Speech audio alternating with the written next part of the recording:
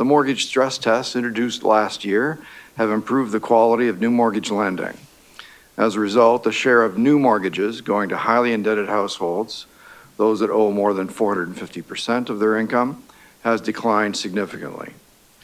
Also, the number of Canadians falling behind on their debt payments remains low. The combination of the revised mortgage guidelines and past increases in interest rates have helped to slow the pace of household borrowing and stabilize the overall household debt-to-income ratio in Canada. These are encouraging signs, but there are important reasons for continued vigilance. First, because the total amount of debt carried by Canadian households is so large, we know that it will be with us for a long time. Second, a large share of this debt is with highly indebted households.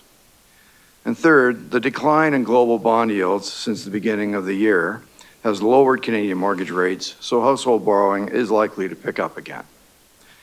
The bank is also closely monitoring the risk that stricter mortgage guidelines are shifting consumers away from federally regulated institutions and toward private lenders and credit unions, some of which are not following the federal guidelines. The overall risk to the Canadian financial system has increased slightly since our last assessment nearly a year ago, but this is due to the recent slowdown in economic growth in Canada and abroad. However, as we said on our recent monetary policy report, we do expect economic growth to pick up later this year.